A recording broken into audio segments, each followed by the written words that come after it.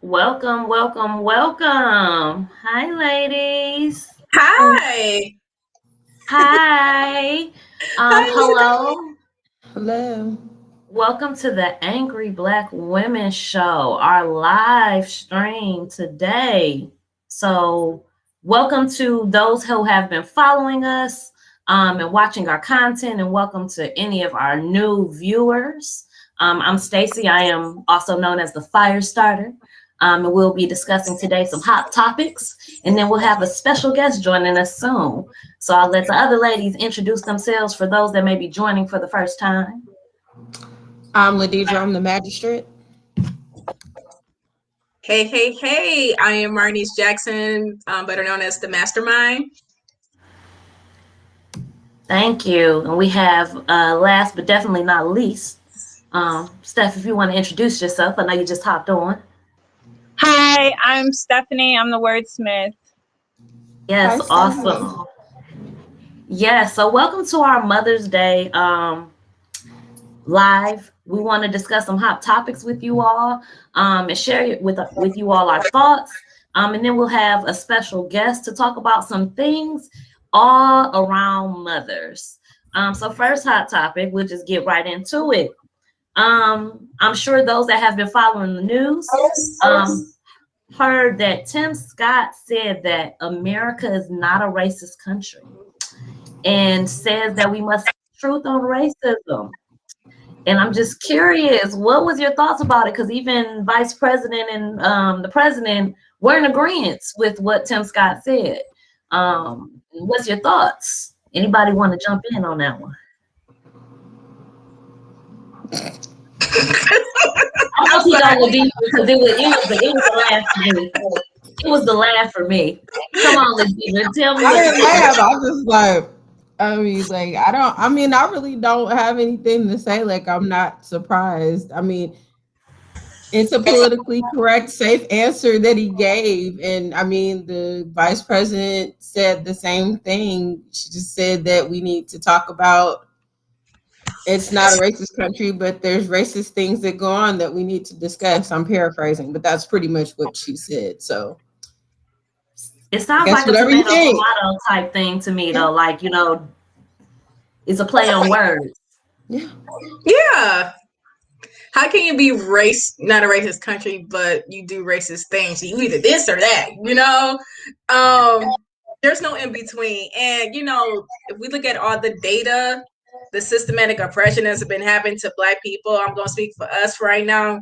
I mean, the writing is on the wall. And it's always that one. It's always that one they got to go get to do the step infection for them to validate that, there's not racism here, right? But I mean, I'm not surprised. They always go get them. And honestly, it's in our DNA, U.S. DNA. And if we want to be real about it, we were sold. Our ancestors were sold into slavery by, our own. I mean, that's the hard pill we have to swallow. Not an excuse, but there's gonna always be people like him in politics and the movement. And honestly, I'm not surprised by Kamala or Biden. No, I mean, it was gonna happen sooner or later. So thanks for the 100 days, Biden administration. But I mean, we already knew. See, I just feel like when we do these trainings and we teach people about what being racist means, it's once you become aware and conscious on things that you do and how they're harmful, and then you still choose to do it. So if the country was a person, then I would still say that they're racist because they're aware of what they do, and there's still systematic laws and things that exist. So I would still say that they're racist based on how we do our trainings. Like, as if my grandma would say, if it walk like a duck and it quack like a duck, it must be a duck. So, I mean, I think it's a play on words that, you know, especially politicians use to not be the culprit of addressing the elephant in the room. You don't want to be that person. You don't want to be that guy to be like, oh yeah, America's racist. But it was built on the backs of, you know, racism and racist. So I wouldn't expect anything any different. Okay. So I have so I'm reading a comment from somebody in the chat. And Marnisa said at the same time, Marnisa, you want to say it or do you want me to? No, go ahead. Go Are you sure? Okay. No. Well, somebody had made a statement saying that Biden and Harris didn't say the same thing. I don't think we said Biden and Harris said the same thing. We said Harris and Scott said similar things. And to back that up, because I always keep receipts when I make statements, it says that President Joe Biden and Vice President Kamala Harris on Thursday agreed with South Carolina Senator Tim Scott that the United States as a nation is not racist, but added that the country has a history of racism that cannot be overlooked. End quote. So carrying on, moving on. Well, thank you for addressing the question in the chat. I'm sorry I don't have Facebook pulled up. I just want to focus on y'all and those that are joining us. So thank you for catching that. To talk about something a little bit more cultural that has recently happened and shy away or move away from the political side of it. Recently, we lost another rapper in the Black community. Black Rob passed away. And interesting enough, it came up instead of focusing on Black Rob himself and what he's been through and dealing with a terminal illness. It came up about the conversation about Diddy and how crappy he was or has been to his artists. And they took the time, certain individuals took the time at Black Rob's funeral to actually defend Diddy, which personally I thought was neither here nor there, and that wasn't the time or place for that. But I'm curious on your thoughts. Like, is it a Diddy thing? Is Diddy the worst of all of the producers or runners of music groups? Or is this more of an industry thing? Because I can think of others besides Diddy. I think Diddy is more popular for it, but I can think of others who have treated their artists just as poorly, which is why a lot of industry artists are trying to be independent and not necessarily up under labels, because they screw them all the time. But just thoughts. No, we seen that with New Edition story. We saw it with TLC. We see it with all these. Oh, hey, it's on every Unsung. And if you guys watch Unsung, it's on every Unsung artist video. If you watch that they got screwed over by their manager, the industry. And so I'm not just gonna lash out at Diddy. It's an industry problem. Okay. So he's a part of that problem, but you know, it's not just him.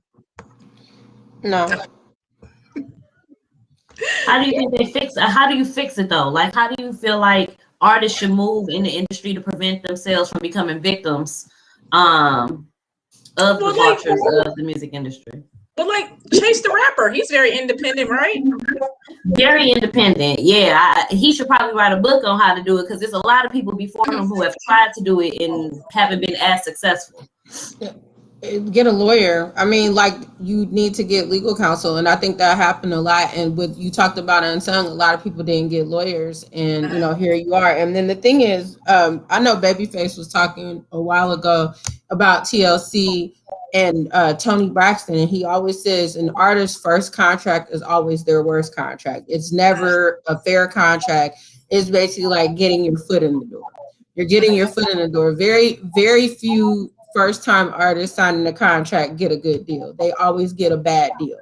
And then when you think about the music industry as a whole, most money is made from publishing and production. That's who makes the money. Whenever you hear a sample clear, if you didn't write that song, it doesn't matter if you sang that song. Like if Mary J. Blige sang a song, like I don't think she really writes a lot of songs, but let's just say like Real Love.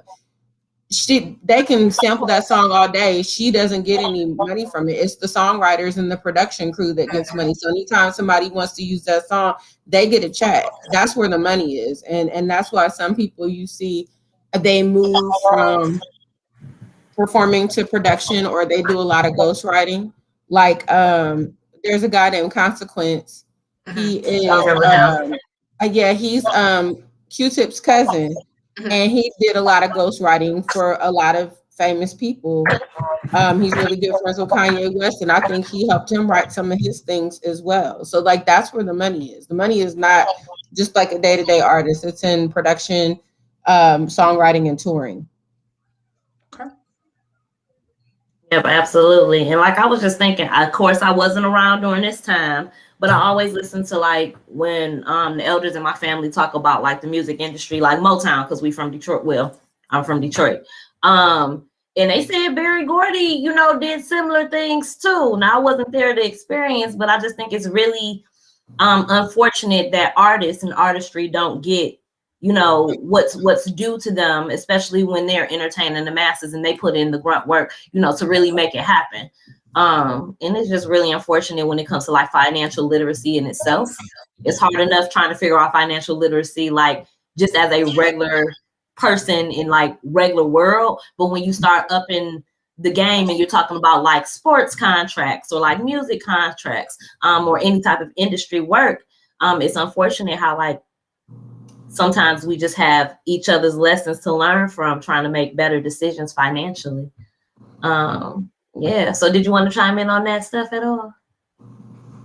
Yeah, I mean, to answer your question, I just feel like high schools need to, and I know some, but depending on where you are, they offer it, but more entrepreneurship around contracts, about signing contracts, things to look out for. And really when it comes to just running your own business and having a brand. And I feel like it's something that isn't really a part of our high school curriculum anymore, but we have a lot of youth that see that being their avenue. So yeah, I mean, as far as a potential solution, like I feel like entrepreneurship needs to be like a national requirement for high schoolers. I agree with you. I didn't know what traditional and non-traditional credit was until my credit was already messed up. Right out of high school, I think I got a credit card because they were throwing them at me. And all I could remember was a Rocawear outfit, some Air Force Ones, and then one of them, what was those phones that you had where you flip it up?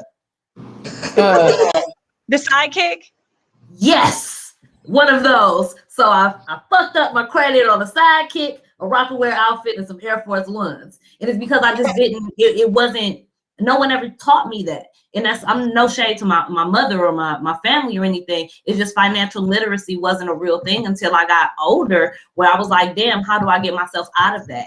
Even taking student loans when I didn't have to necessarily, because in my head, I'm like, oh, I need this money to get my car fixed so I can get to class and like these type of things. So absolutely. That brings up another interesting topic.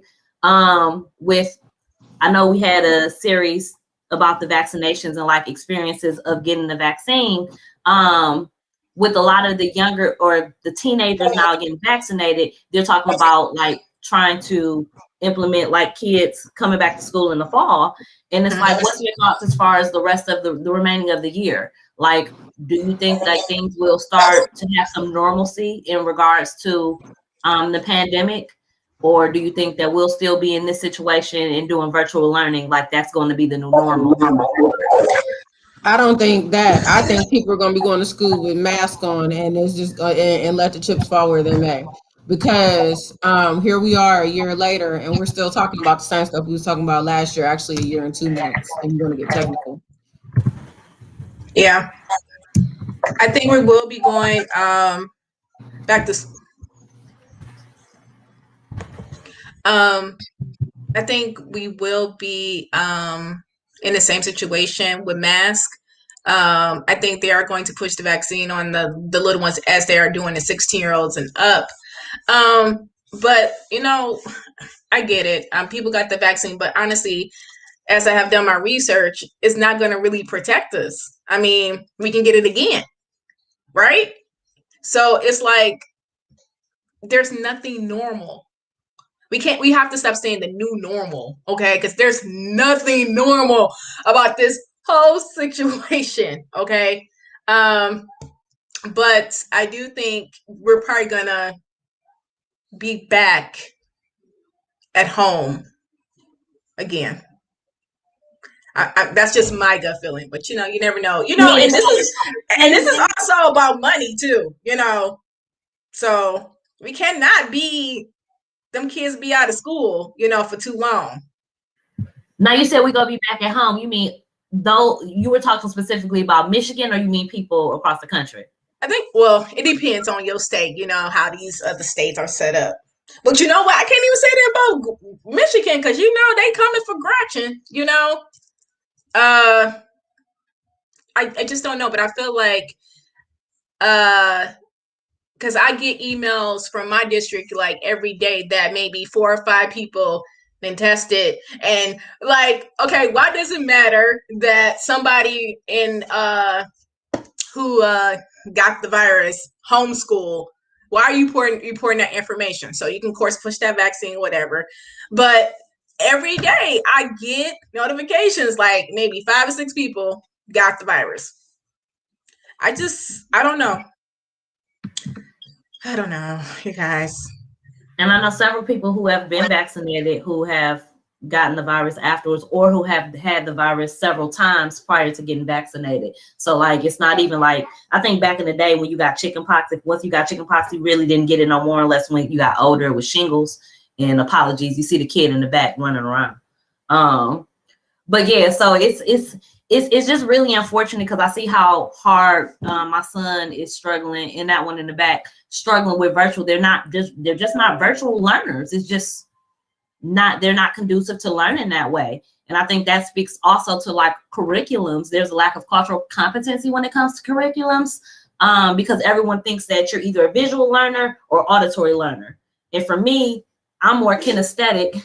But I think there's combinations of that. I'm gonna let y'all talk so this one gets quiet. But thoughts on that as far as like the curriculum and how it can be adjusted to better accommodate kids in their learning styles, especially in our communities.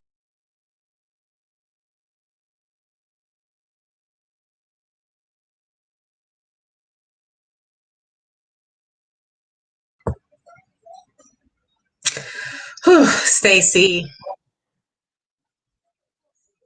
Thoughts? I just think we all need to turn into advocates right now in regards to education, regardless, because nothing is the same, even the curriculum. And I like when someone said in the chat about teaching about entrepreneurship and financial literacy right now is most important. I think us as parents need to be pushing for these different curriculums, but I do agree that we need to address these different type of learning styles, because I just had an incident with my son's school about his the way he's learning and things of that nature, and I just don't agree how you can want the person to, or the student to adjust to this type of environment when they're not used to it.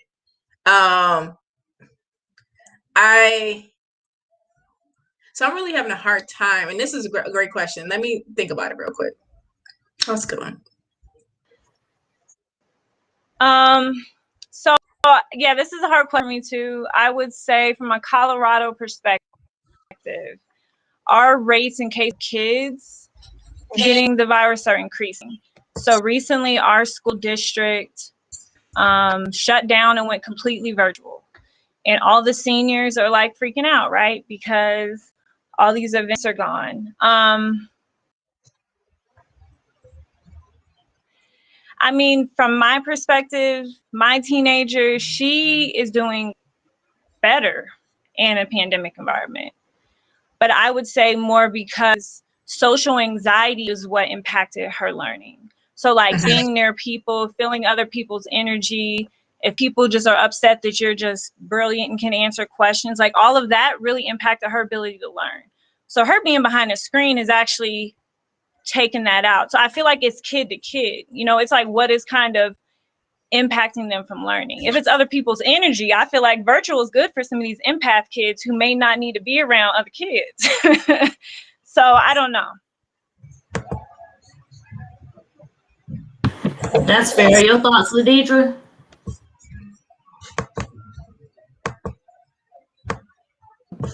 Okay. Having So, some I mean, difficulties? for me, I mean, like my son, I feel like my oldest son, he did better when it was hybrid because he went to school with a particular group of kids and they were on the same kids all the time. Now you've opened up and have this other group of kids and they're all together.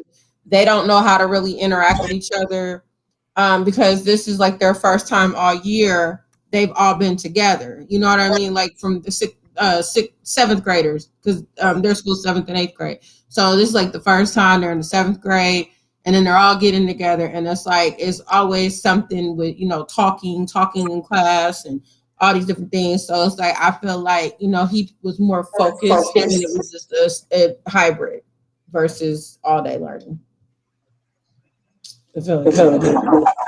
What? Sorry, and apologies. We're getting a lot of feedback, you all. This is all trial and error, so we're using Restream today. A little different than Zoom. So just want to let you guys know, like, one of the greatest things about Black women is that we, roll with the punches. So we just try something a little different this time. So be patient with us, with the feedback. But I think those are all like good points. I often wonder how it's going to affect our kids as far as like them not having the person-to-person contact. I know that is hard for some, and I get the social anxiety. As an adult, I still deal with anxiety. I'm a social introvert, so I can people, but sometimes too much peopling really drains me and changes my mood. But like just the things, remember when we were younger, we had to learn like handwriting, cursive, and like kids don't learn that now. So just the way that you interact with people in person, I'm wondering if some of that dialogue will get lost for kids because they're so used to virtual and texting and shorthand. And is that just normal as like the way that the world is changing? Or is that something like they're really going to miss a piece of that in order to be like, I don't want to say functional, but in order to like really have healthy relationships? Does that make sense? Yeah. Yeah, I agree with that.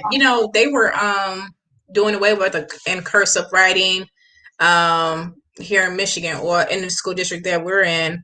I do feel that they're going to lack a lot of like the basic stuff that we learned about, growing up, and we learned a lot. And I also feel that I honestly wish I had the option of going online sometimes versus in person. Yes, I'm a social butterfly, but then also I don't want to be bothered with people. So I wish I honestly had that option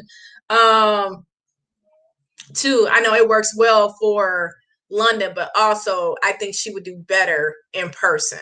But it's just not clear cut. I mean, every child is different. Which is,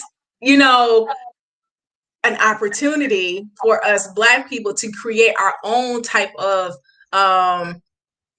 school, like how we wanted to look at it, because we're already indoctrinated into this structure environment, right? That you have to learn this certain type of way. And it's just now within the last couple of decades that we've really been addressing people's learning styles, right? If you didn't learn the same way somebody else learned, you were pulled out into a special ed class or a special working group, right? Because they want everybody to be like robots and work the same. So I do think, in this unnormal situation, that this is an opportunity to address the stuff that, these school districts, operate, how they operate. What is it? Decolonize how our system is. That's why we also need a lot more Black teachers and Black administration and Black policymakers in order to change these systems from within. And that's something that, I often think about. But straight up, if the pandemic was happening back when we were in school, whether it was high school, elementary school, I wouldn't have made it. I wouldn't have made it virtually. I just wouldn't have. It just wouldn't work for me. Don't know about y'all if that would have been better for y'all live at that point in time. But it's a lot to consider. And I just want to shout out like the parents, the moms, because it's Mother's Day, coming up soon. But all of the parents and really the village and the kids that have been like surviving through this. You know, seniors are not getting to, all of them are not going to be able to participate in like senior pinning and prom, or even like the 8th graders that are used to having promotion ceremonies to high school. That's not happening. You know, they usually do promotion ceremonies for kindergartner kids. That's not happening. So I do realize and recognize that it's been very hard for them, but I think this is, like Marnice said, an opportunity to address some of the issues that have not been addressed until we were in a pandemic. So yeah, I'm looking forward to our guests joining us, and we're going to talk about, so just to like those that are viewing, share with you all some of the topics that we're going to talk about. Is one, what we're looking forward to for Mother's Day. So that's probably a good segue to start right there. Is there anything that you ladies are looking forward to for Mother's Day, since you're all moms? Peace and quiet. Does the peace and quiet come with wine? Most Or likely, alcohol? yes. Both. Both. Hi, Crystal. I can't hear you. Hi. Hi, Crystal. Hi. How is everyone? Good. Good. Happy to Can you see hear you. me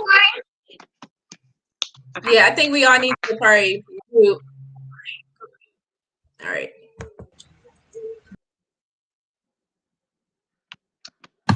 So I was just asking the ladies what they were looking forward to for Mother's Day, since we're all mothers on the call. Ladidra said peace and quiet with some wine. What am I looking forward to for Mother's Day? I ask for the same thing every year, a nap.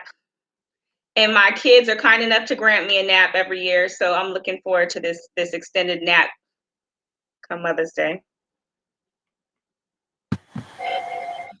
That's messed up when all the parents are like, peace and quiet, nap, leave me alone. Be vibing. What about you, Stephanie or Marnice?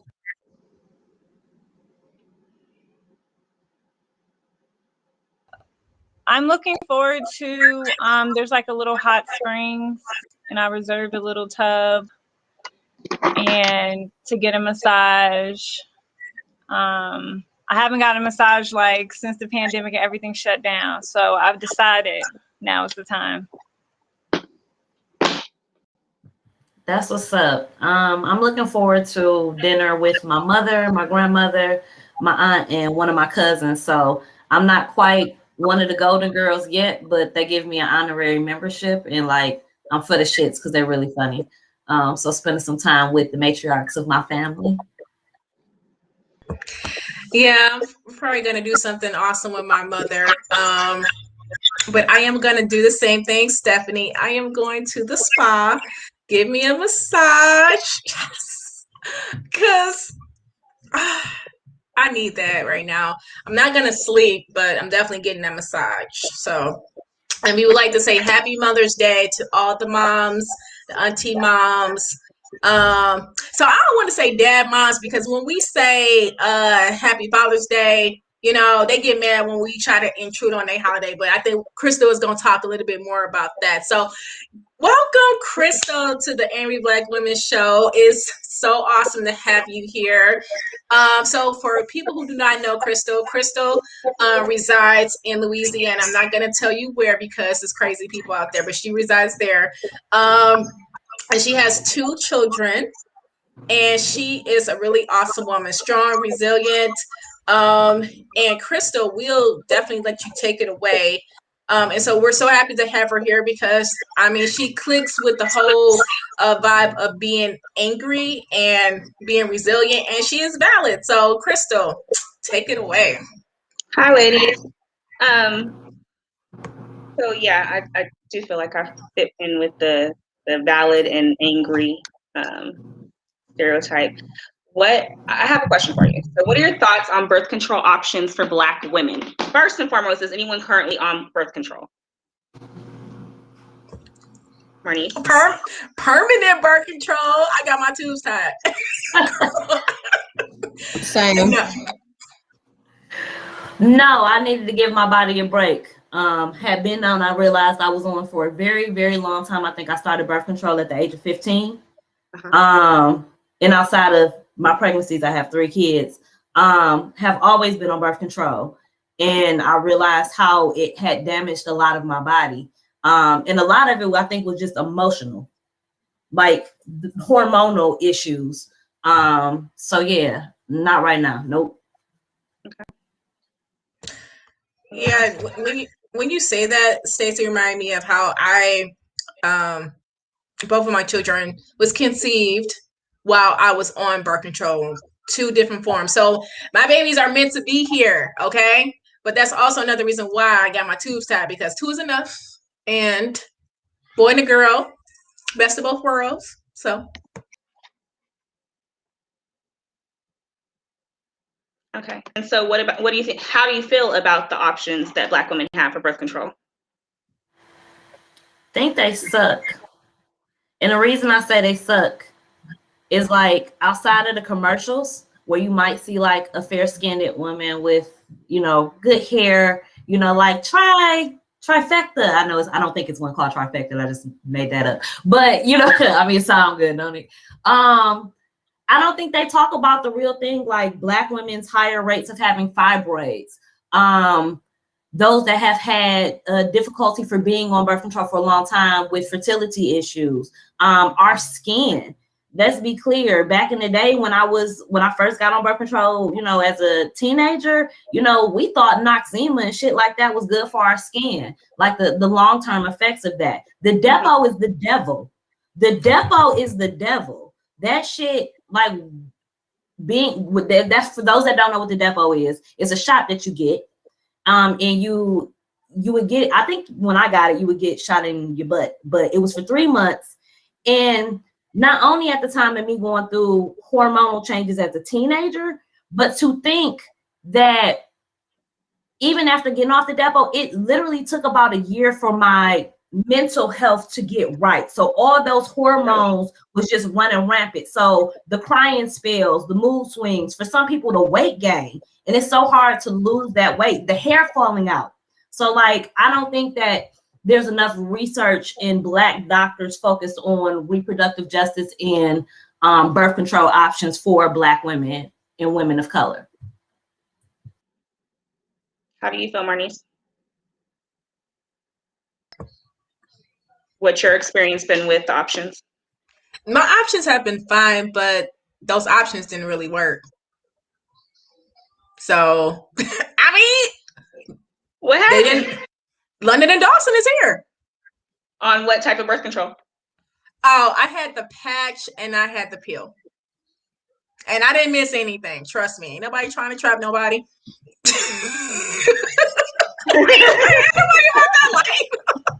How do you feel about the patch? I took the patch one year, and I was working in the strip club, and they told me I couldn't wear it because it looked like I had something going on, and so I couldn't wear my patch, and I ended up with a baby that year too. It was horrible. Well, the patch wasn't your skin complexion, so let's start there. Shout out to Band-Aids finally making Band-Aid colors the color of our actual skin. But the patch broke me out. So again, skin conditions. The patch didn't work. Stephanie, what about you? Yeah, well, I've never been on birth control. But I came from 2 generations of women who were super into health, and they took it and they knew how it impacted them. So when I was at that age, they were like, nah, you're hormonal alone. Mm-hmm.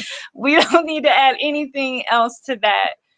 But I've always felt bullied and pressured by doctors all the time about getting on something. And yeah, I would say being firm in your no is also very difficult too, because they really try to push it onto you and like take me through context clues. Well, what age are you? You know, like, are you sure? And I'm like, I've already answered this question. But then from the Depo perspective, like many of my nieces had gotten that, and seeing the change in their behavior, their hormones, how erratic. And then the process after they got off, and how long their body was like going through withdrawal. After witnessing all of them go through that, I'm like, it just makes me think about the history of Planned Parenthood and family planning and testing on Black and brown people. And I know we're not trying to take it there because we talking about Mother's Day in this light, but that is why we angry and we Black and we valid, right? So yeah, that's kind of where I sit with it. I like, no, it was there. They always try to push it on me. I've never taken anything, but I've witnessed a whole bunch of people I love take it and witness the whole turmoil of hormone imbalance and then taking antidepressants on top of birth control. Did you know that really ain't really been tested together? Like, you know, yes, this is a whole thing. So we could go down a whole rabbit hole around like combined testing on like medicines that we take and like how that impacts our bodies. So yeah, y'all, birth control. Ladidra, what's your experience been?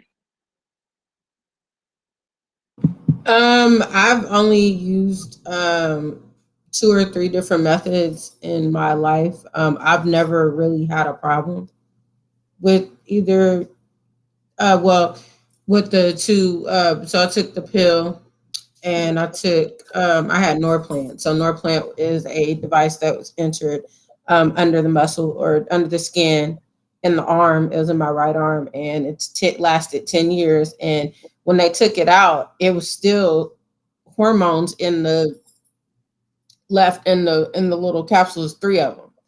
And the guy was like, wow, he's like, I haven't seen one of these in a long time. So most women had theirs taken out. And I'm like, I never had a problem. Like, I mean, you could feel the little things in the skin, like the little capsules, but I never had an issue. I actually have more trouble with my tubes being tied than anything.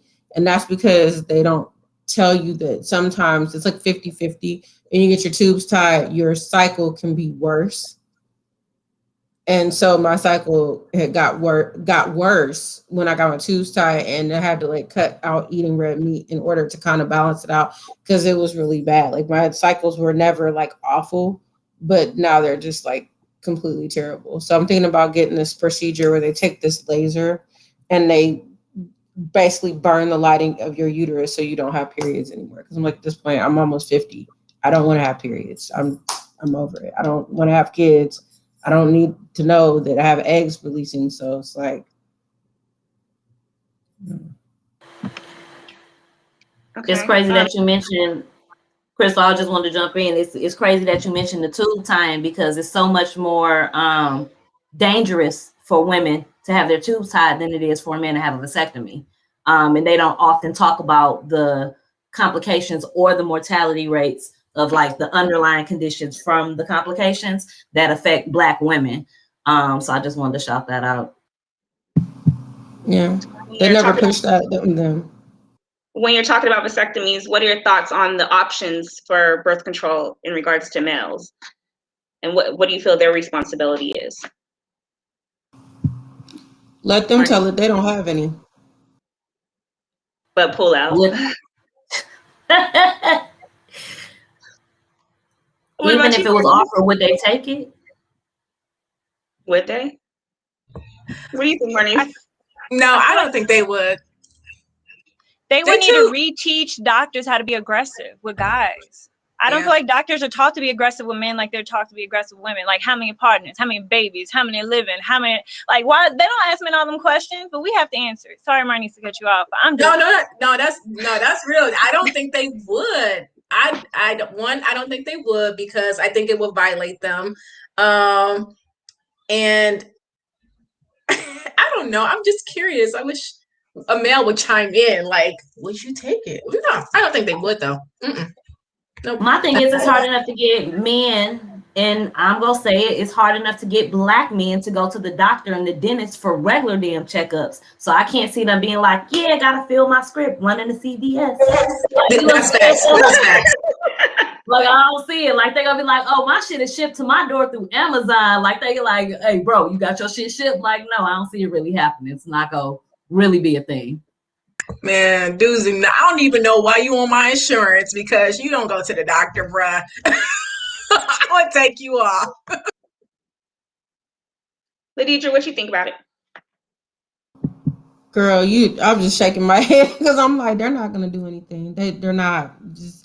I mean, and I'm not gonna say all because y'all, but most of them are not going to. They're not gonna do it. They're not gonna do anything that requires any sort of discomfort or anything or messing down below. They're not having it, so it's not gonna happen. It's always on edge. It's just like, think about when you. Well, I don't know if this is ever, but are you on something? Are you on the pill? Are you taking some? You ain't gonna get pregnant, are you? You know what I mean? And it's like, hell, you can't even get a dude to wear. You have to basically be the dude to wear a condom. So I mean, like, are you really gonna trust a dude to be responsible for birth control? No. I think their thought process is limited to wearing a condom or not wearing a condom, or pulling out or not pulling out. I don't think their thought process allows them to go beyond that, which is problematic in itself. But we have a volunteer. Someone said they take it. Jared, I was just about to shout that out. Jared said that he'd take it. I bet.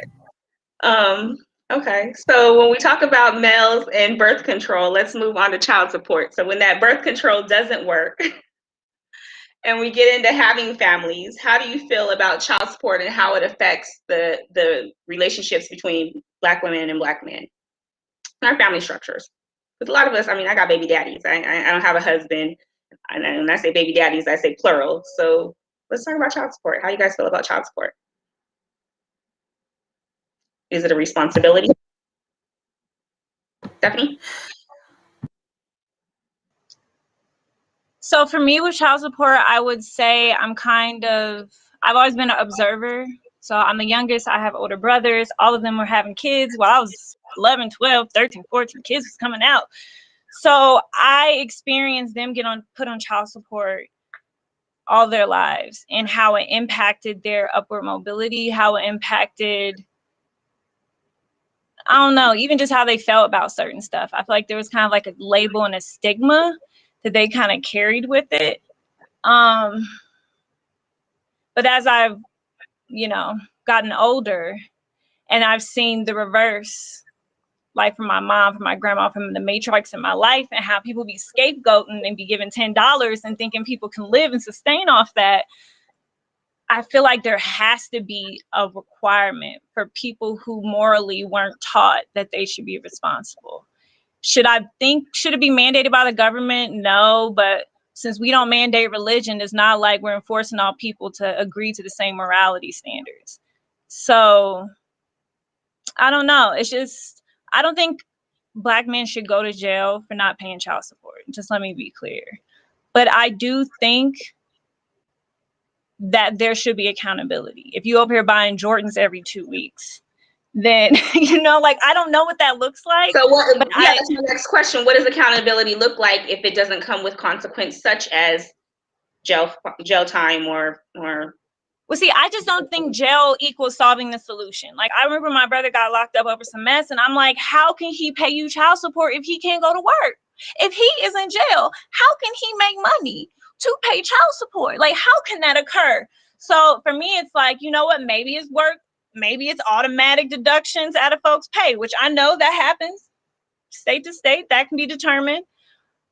But it's really no accountability because they can lie about how much they take. They can say they entrepreneurs and do stuff under the table. They can there's all this so I don't know what accountability really looks like, especially for the Black community. We're talking about Black men and Black women and Black love and Black kids, because our culture and our shared religion and our shared morality is not as centric as other brown folks. So I feel like that's also what makes it hard. It's like, I don't know. You can't use religion for somebody who don't care. So that's just my ramble, y'all. Okay, Stacey, go ahead and ramble. Let us know how you feel. It's semi-loaded a question for lived experience. My oldest two children's father has never been on child support. He's not in the state. So even attempting to do that, the process was not an easy process. My ex-husband was on child support, no longer on child support, because I made the decision that I can't get blood from a turnip. So, although I did not make the children by myself, I am the type of person where I'm going to do what I have to do to provide for my kids. That is me. But when I was younger, and there were times that I was on public assistance, there were times where I was forced to have to go through the system in order to get food stamps or go through whatever was the workers thing. I can't remember what it's called. Work First, that's what it was called. They would force you basically to put your children's or child's father on child support. So I agree, I'm not for them going to jail, because really it's capitalism. Put them in jail, charge them for being in jail. Don't let them work. Let them get out where they can't get a job because they have so much debt. Like, it's a system, but the system is working exactly as it was designed. Why? Because the original intent was to keep the Black family broken. And I hate to go down my Dr. Umar rant, sort of shady, but like, the Black father is not supposed to be in the household. That's how the system was operated. That's why when people are like, oh, your Black women are so strong, like, it's kind of an under compliment, because we had no choice. We had no choice. Whether it was them in the military, them being incarcerated, or them being killed or murdered due to racism back down south, like, we had no choice. So like, that's my 2 cents. Ladidra, did you want to go? Go ahead, Marnice. Go ahead. Okay, so for me, this is a morality issue than anything. I do agree with both Stacey and Stephanie. Okay, I think child support, whether it's man or woman, because women do get put on child support, by the way. Not as the highest percentage. Actually, I would have been paying my ex-husband child support because I make more money than him. But they didn't even put in the order, because Michigan had this law where if the order was like, if the way it panned out, if it was more than $300, they wouldn't put it in the order. And $300 is not enough. Okay, so and I know that's different for different people, but $300 is not even enough to pay the child care at the time. I feel that child support is very divisive. It was, like Stacey said, it was set up to divide the black family. And this was, this has been here since the enslavement of our people, Black people, right? So this is nothing new. The problem is we fall into it, right? And we fall into it because I think, y'all gonna get me when I say this. Okay. I feel that Black women, and I fell into the trap too, because my baby daddy, London's dad, had to get food stamps, I had to get assistance and all that. So, Michigan mandates that you put the person on child support. And I wasn't on it that long, but at the end of the day, I have a child to take care of that you help participate in, you didn't pull out, right? You didn't ask those key questions that you're supposed to ask. So obviously you were preparing to have a child, right? So my thing at the end of the day is about accountability. And how dare you ask me to have an abortion, right? That's not your choice, right? So the thing is, I think if you don't want to have a kid, you have to put in the measures to prevent you from having a kid, right? Abstain, condoms, birth control, get your pull-out game up, like Simon on Bridgerton, and everything will be fine, right? You got to use all those measures. But don't, and this is the problem that bothers me with Black men specifically. They say, well, you chose him. No. At the end of the day, when you have a kid, you're choosing to, if you're not being responsible, you're choosing to have a kid. So no, I don't believe in child support because it's divisive to our community, and you should be able to co-parent. You should be able to work with your child's father. However, I don't believe in abandonment, okay? If you're abandoning a kid that you decided to help make, regardless of the fact of all those things I just laid out, then you need to be responsible and take care of the kid. That's it. When you talk about abandonment, do you think that for those men that are put on child support, does that deter them from being present in their child's life because of resentment for being on child support? Well, yes, it does. And I actually went through that, but honestly, that's not my fault. Come get the girl, okay? If you want to be involved. And first of all, you wouldn't be on child support if you were doing your part, right? You were working, okay? You decide to not contribute. Like, you have a college degree, bro. Don't give me those excuses. I don't believe in excuses, right? And if don't nobody know how hard it is to move up the career ladder, I do, okay? So don't come at me with these excuses like, well, I can't get a job. Yes, you can. You don't want to, or you don't want to take care of your kid or your responsibility. And it's been sporadic. I'm not going to sit here and just throw him on the bus or anything like that, because when he got it, he pays it, right? Okay. But I'm not going to sit out here and be like, when he comes at me, well, she gets support. Okay, bro. Yeah, $26 is great. Thanks. She has allowance, right? I'm not going to be on you. I'm not going to be at the front of the court trying to get you to up your the child support case, because I know people out here do stuff under the table and whatever they do, but I'm not about to be down there. I have more things to do with my life. I got it. Don't worry about it. Ladidra, is there an expectation that even when they're on child support, do they have responsibilities, financial responsibilities outside of the assigned child support? Do you expect gifts, Christmas gifts, birthday gifts? I'm going to try to answer this as diplomatically as I possibly can. No, seriously, I am. So, I mean, legally, are you required to provide outside of child support? And the short answer is no, you don't have to. Mm-hmm. Should you? I mean, I guess it just depends on, who you're dealing with. I kind of, child support, I have kind of a different view on things. Child support and child support enforcement would not exist if people took care of their kids. And I'm not just saying men and women, there would be no need for it. I know, and I do know, let me be clear. I'm not talking about people that pay and go above and beyond. I'm not talking about women or men that take advantage of the system. I'm not talking about them. I'm talking about typical people, just the average person that's involved in child support. Child support, again, child support enforcement would not exist if people did what they were supposed to do. What happens is sometimes when you're dealing with a non-custodial parent, you have a non-custodial parent that does what they feel they should do. And they do it when they feel like doing it. And if they don't feel like doing it, or they're mad at you or whatever it is, then they don't do it. And then the child suffers. So it's like, why am I going to sit? And I'm saying this, I'm not saying this personally about me. I'm just putting this out here.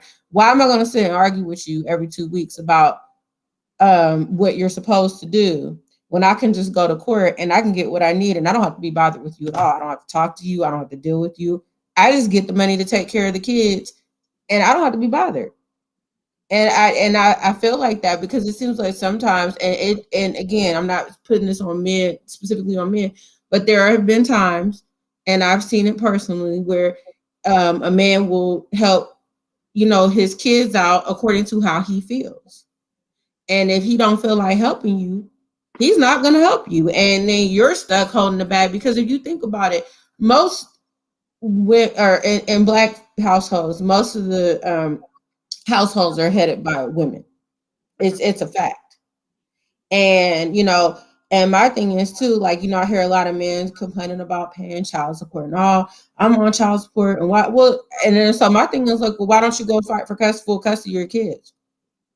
And then most often, most of them don't say anything. They get quiet. They get real quiet. See, it's for, they think about it, and it's like, well, if I'm paying $700 a month and I've only got my kids every the weekend, it really isn't that bad when the other person has the kids 26 days out the month, and they're doing everything, and they're sick and all this stuff, and I only have them every other weekend. So $700 is, they think about it, the math and their time, and they're like, oh yeah, maybe $700 isn't that bad.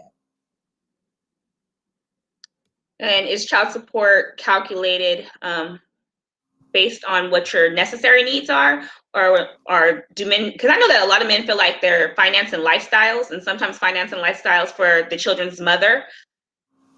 That's not true. And see, that's the problem that people think, because people don't study. The way child support is assessed is that they take both parents' incomes in consideration and how many overnights. So the more overnights that the other person has, the more money they get. Then they also look at income, if there's an income disparity, and Marnice talked about that. So and I'll use my example. This was a while ago. So my ex-husband made 5 times what I made. 5 times, literally 5 times, but that was because he had the ability to do what he needed to do to make 5 times more than he did, because even though I worked, I was the one that was at home with the kids the majority of the time. So when they did child support, they went on the fact that even though we were 50-50, there was a big difference in our income.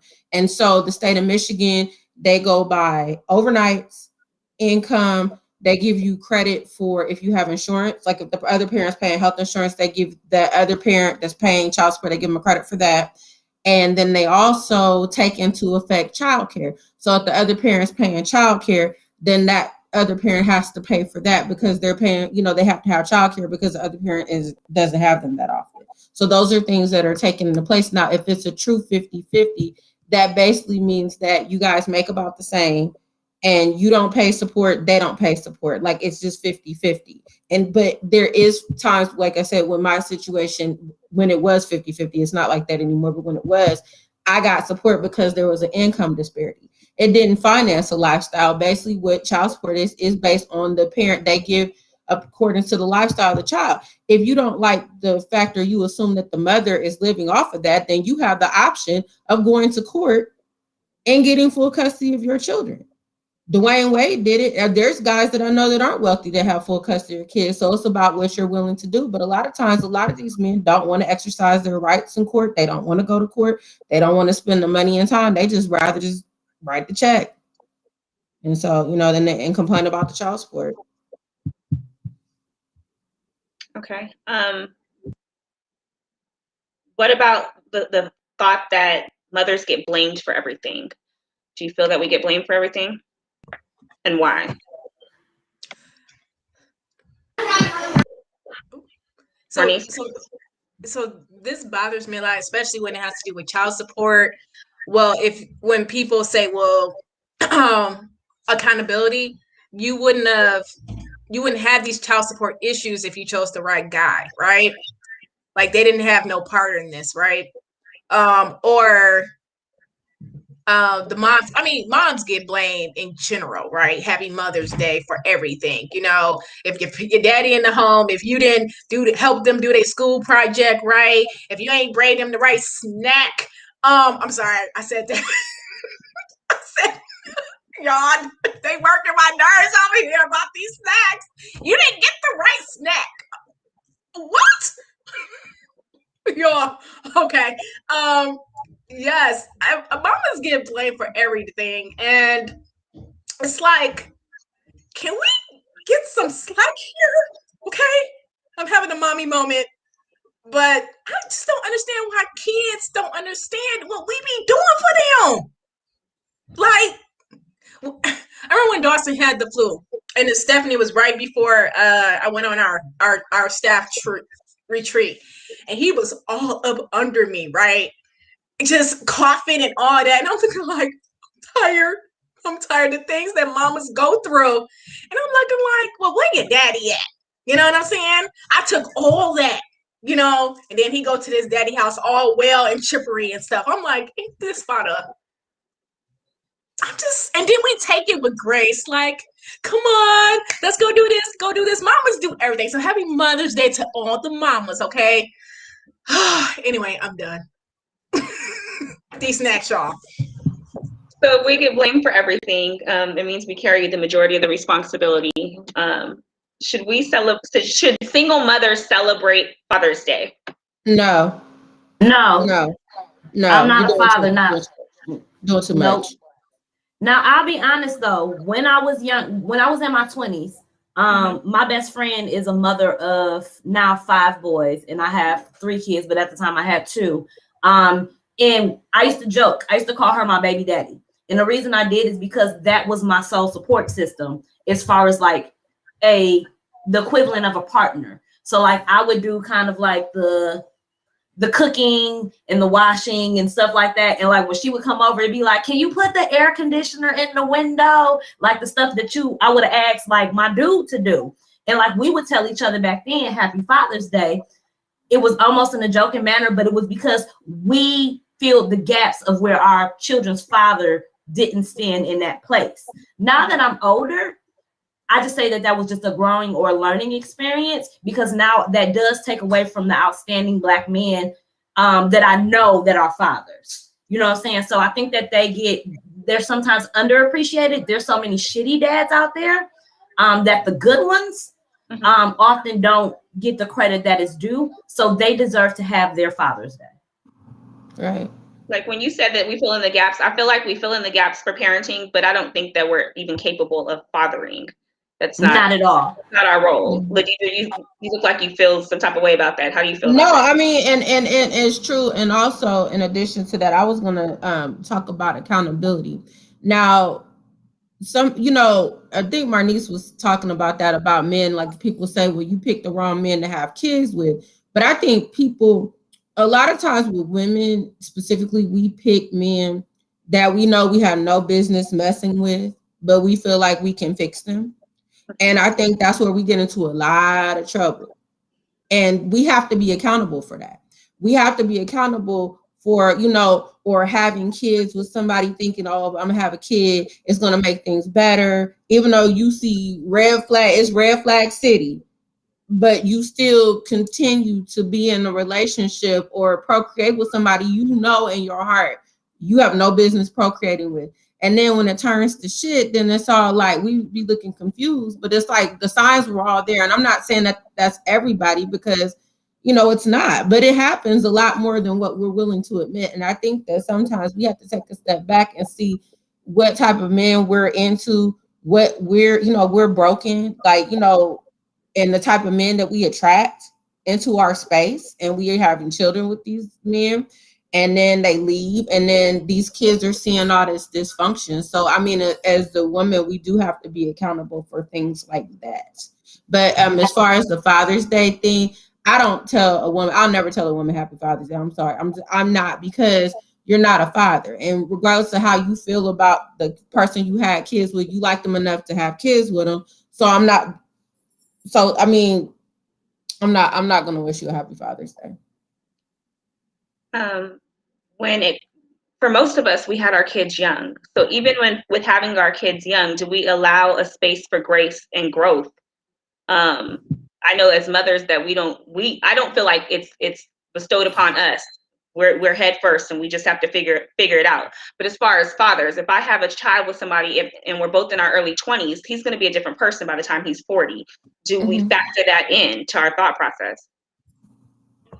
Well, that's the hope, but some men don't change, Some people just don't change. And Ladidra, I totally get you about the accountability and the fact that we have to understand that, everybody should be accountable for your behavior. But most of the time, most single moms, they're out here doing their thing. Now, there are some out there who are still struggling. We get that, right? However, at the end of the day, there is a child involved, okay? And you have to be accountable for your actions at the end of the day. Right.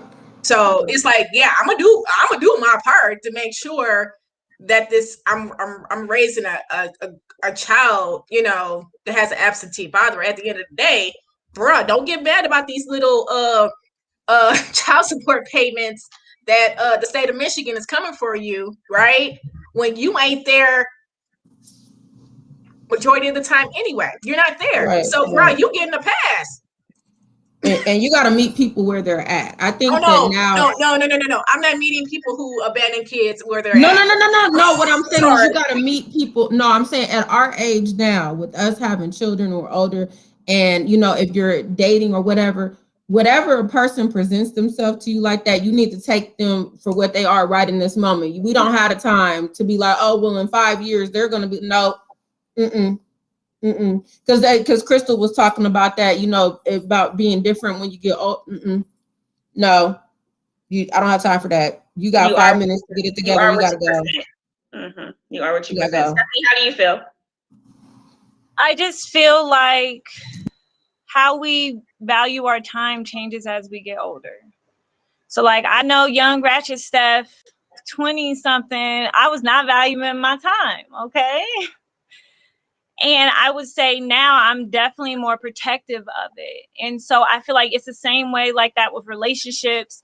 And we're talking about relationships with people who you romantically love or family relationships, right? And I feel like it's always this juggle between conserving our healing energy and time.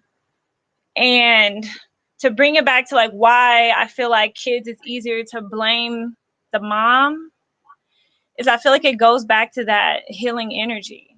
Like, I feel like there's like this nurturing and feeling of being able to solve all the problems in the world that, no, depending on the father figure that you may have had in your life or not, generally they tend to be skeptics. They may question you a little bit more, ask additional questions.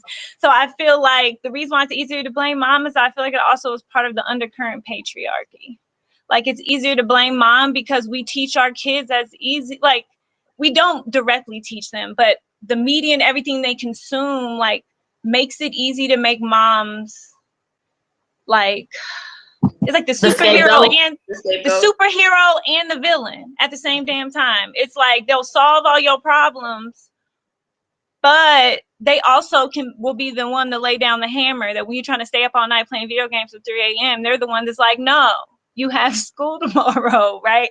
So I feel like that's why it's also easy. It's just the system and how it portrays women and how we're supposed to absorb all these things and still be at fault, right? Yeah, but we're angry, we're Black, and it's valid. So here we are. Angry, Black, and valid. Well, thank you, ladies, for having me and allowing me to get in your heads and hear some of your thoughts. I appreciate your time and all of your contribution. Thank you. You're awesome. Thank you. Sure. Well, happy Mother's Day to all the Happy mothers. Mother's Day. Happy Mother's Day. And we'll see you all next month. Yes, yes.